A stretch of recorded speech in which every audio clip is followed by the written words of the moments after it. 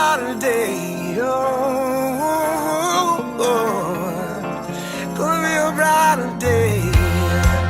Gonna be a brighter day.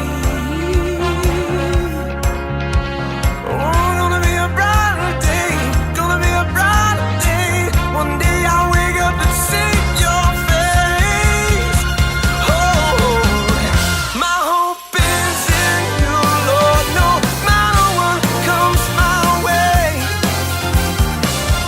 I may not see it now, but I know there'll be a brighter day. Your steadfast love is holding me when my whole world shakes. I put my trust in you, and I know there'll be a brighter, no, there'll be a brighter, no, there'll be a brighter day. Gonna be a brighter day, brighter day. Oh, the brighter days are coming, Lord. Brighter day.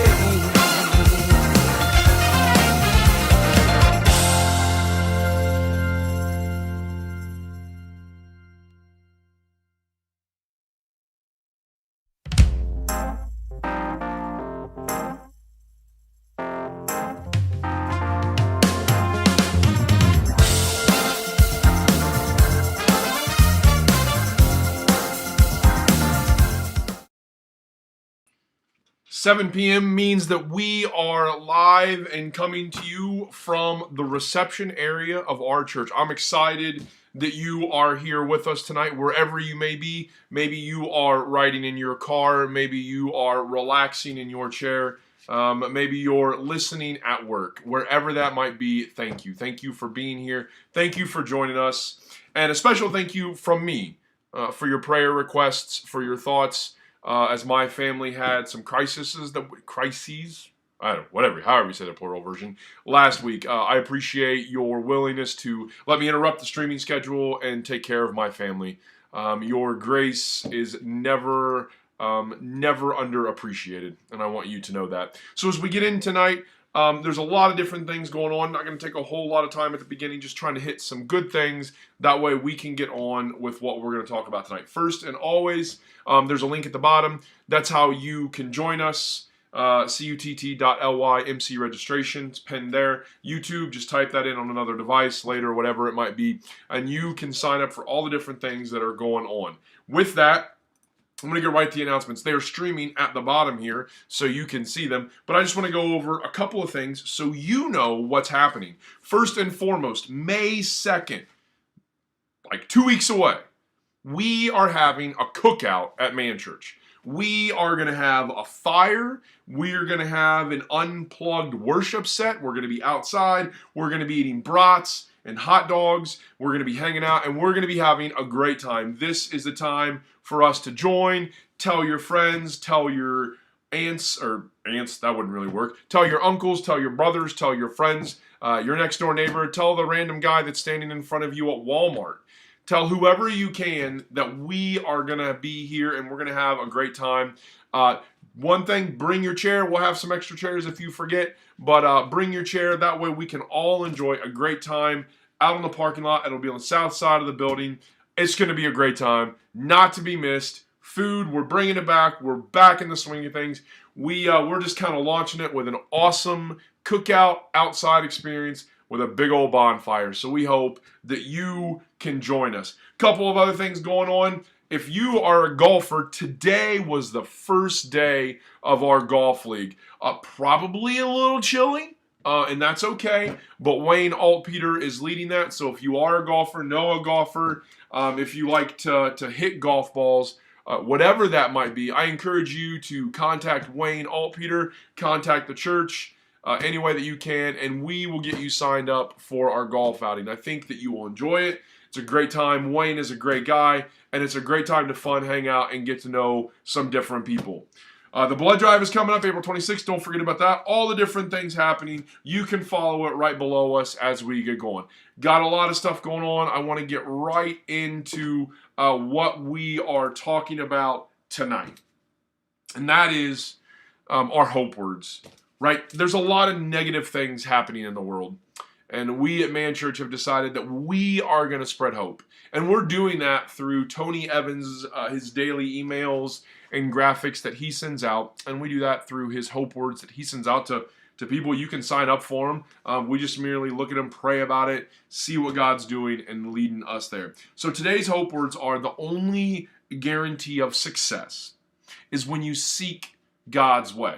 Now, I know you're sitting there and maybe you're listening to that and you're like, that makes sense. I absolutely agree. You're absolutely right. I think the kicker is that it's easier said than done. Easier to have and to say that than to actually understand what it takes to seek God's way. We'll talk about that here in a little bit. But as we intro this, we talked about 2 weeks ago, we talked about God leading us, God taking control. As we transition this week, I started thinking about praying what that looks like. And I think this matches up entirely, because when we let others lead, it's scary. I, by nature, if you have met me, am somewhat of a control freak. If you talk to my wife, if you talk to people that know me, I like to know and be in control and know what's happening. It's just my personality, and I've got to get better about that. But as we think about this, why is it scary? Because we're giving up control? I mean, maybe to some extent, maybe for some of us that's a big deal. But what about this idea that it's scary because we don't know the how? It's scary because what if there's no success? It's scary because we love warranties, guarantees, money back offers. Right? Some of you, as you watch live tonight and as you watch later, I would bet money that you bought a certain vehicle based on the warranty. Right? Solely based on the ability to know that this is a lifetime warranty, or this is a money back guarantee, or this vehicle has a low failure rate. It's built into our culture. It's built into everything that we do, everything that we're a part of, everything that we know.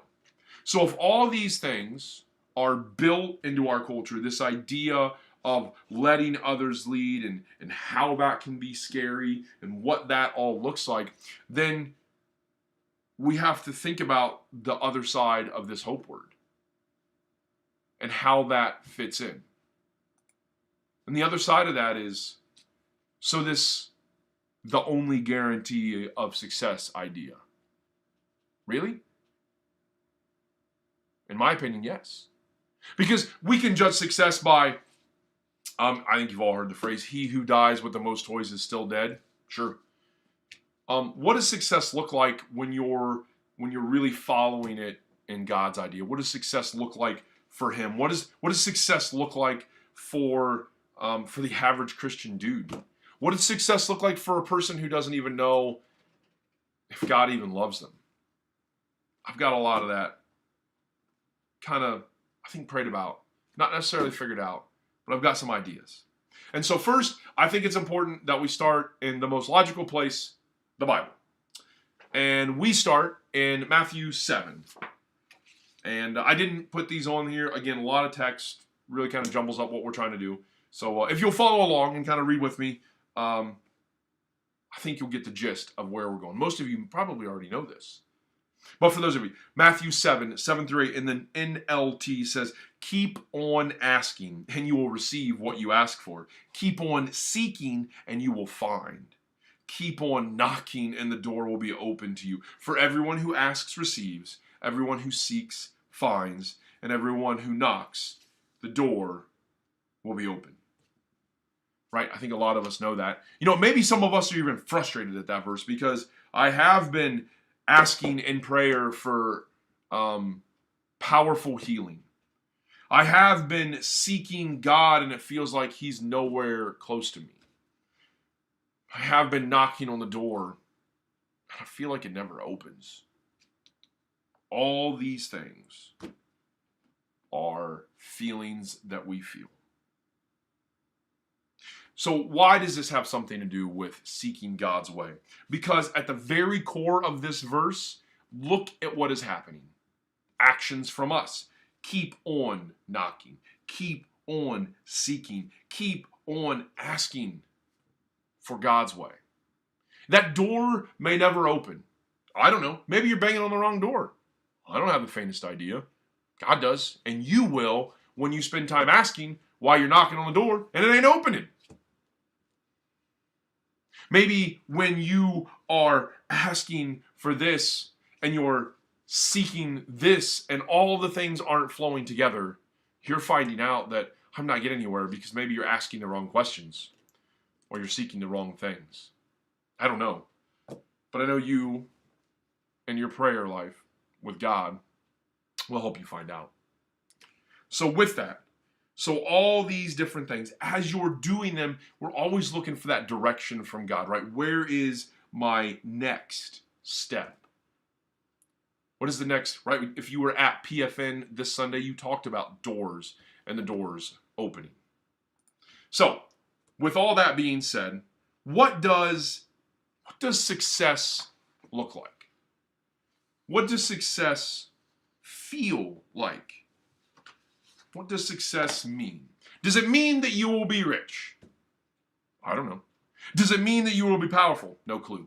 But I think what it does mean is what Psalm 34:10 says in the NLT. Psalm 34:10 says, even strong young lions sometimes go hungry, but those who trust in the Lord will lack no good thing. Think about that for a split second. Just hear me out on this. Even strong young lions. If you are a Christian, if you are a follower, if you're a person around the Bible times, think about the apex predators. At the time, maybe they knew about sharks, I'm not sure, but think about the apex land predators. Lions. Fearful. Right? Daniel and the lions, and it was punishment. The Romans fed Christians to lions. All these different things were happening. So the writer of this psalm is sitting here going, even the strongest young lions, right? The top of the top, the most successful that nature has to offer itself, go hungry. But those who trust, those who seek, those who ask, those who knock in the Lord will lack no good thing. Not one. You may not have the fanciest this or the fanciest of that. You may not have this, that, or whatever else fits in there. But you will lack no good thing. Psalm 34:10 from the NLT. So with that success, I think it's clear. I think that verse clearly says that whatever the world thinks is successful, that young, strong lion, it's going to come up short. But our Father in heaven will make sure that we lack no good thing. So, okay, we can agree that we all need to seek God's way. We can see the in the engineering world, we call it cost-benefit analysis, right? What is the cost? What is the benefit? Here we go. So, we've done that. We agree. Okay, so how do I seek God's way? I got a 3-step plan. I love 3-step plans. Now, I mean, obviously the steps are a pinch generic, but I've got a 3-step plan for us tonight. First in our 3-step plan, John 18:36. Now, this verse, we're going to be in this verse. This is part of our plan, but there's 3 steps to this, I think, that's in there. John 18:36 from the NLT says, Jesus answered, quote, my kingdom is not an earthly kingdom. If it were, my followers would fight to keep me from being handed over to the Jewish leaders. But my kingdom is not of this world. So, my kingdom is not an earthly kingdom. If it were, my followers would fight to keep me. But it's not. So, why is that our verse tonight on how to seek God's way? First, you got to understand your ways aren't always going to work. And that's hard. That is hard to take in. Your ways are not always going to work. Why? Because Jesus' kingdom is not of the earth.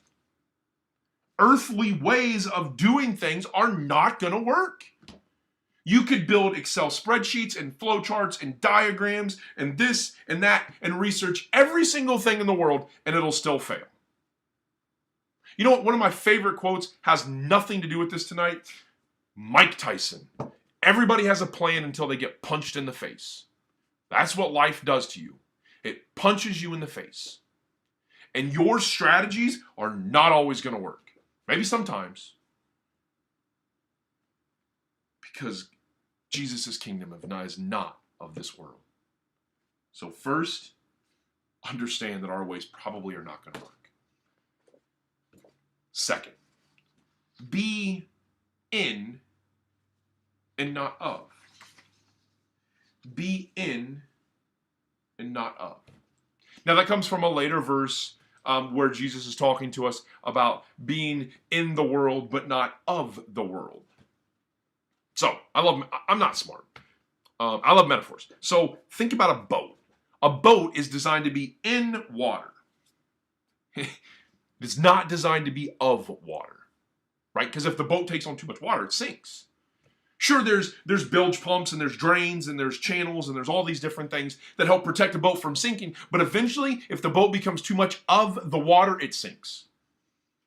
Be in the water. Be in the world, not of the world, right? A boat on a dock does nothing. It's useless. Christians who sit on the sidelines are like a boat in the dock, just sitting there. We are called by Jesus to be in the world, fiercely loving people who the world doesn't love, speaking so clearly, called by the Great Commission, being the hands and feet of Jesus. Like we're talking in Manchurch, the Jesus Creed, love God and love others. That's what we are called to do. That's being in the world and not of the world. So different that people know who we belong to. That's step 2. Step 1, understand your ways aren't going to work. Why? Because Jesus' kingdom is not of this world. Step 2, be in the world, not of the world. You can't seek God's way if you're not on the water like a boat trying to do something. And number 3, and finally, release our agenda. This is the hard part. This goes back to this kingdom idea, right? We know that, again, we've talked about it. We've beat it almost to death. Jesus' kingdom is not of this world. So you have to release your agenda. You have to release the desire to know how. You have to give that up. As much as we love to know how things work and how things happen and when they're going to happen, where they're going to happen and why they're going to happen and all those different things, we have to release that desire. And we have to give that to God. And we have to give thanks in advance because God's going to get busy. And that's what leads us into our close tonight. It's hard to seek God's way in this guarantee of success because first right? I'm one of those guys, I had to admit that my way is not going to work. I have to be in the world and not of the world. That's hard. It's really hard. You want to separate yourself from the nonsense because you don't want to be of it. But it's hard to be the hands and feet of Jesus when you're not in and around the world. As ugly and as terrible and as nasty as it seems, we're called to love. And last, you have to release your agenda. And that's where my prayer starts. Because the minute you do that, The minute you pray, God, I don't want this to be my agenda anymore. I want this to be yours. Be thankful, because God's going to get busy. God is looking for strong people. People so strong that they would humble themselves and trust him entirely. That's the type of strength that God's looking for. People so strong, so courageous, that they would lay themselves down before him and say, your will, your way. I don't want to know how. I don't want to know why. And I don't want to know where. Would you pray with me? Jesus, tonight, I think we struck at the core of what it means to seek. And 2 of the 3 things are right away realizing that we have to give up who we are. And that's hard. We have to give up our desires for you. Jesus, tonight I pray for the people that hear this message, whether live, whether tomorrow, some other time, whenever it might be. I pray that you work in their hearts and help them understand that you're willing to get busy. You just need us to get out of our own ways and let you get busy. For the people who are struggling, for the people who are scared, for the people who don't have a home, and for the people who are strangers in a different land, hear my prayers, Lord. Amen.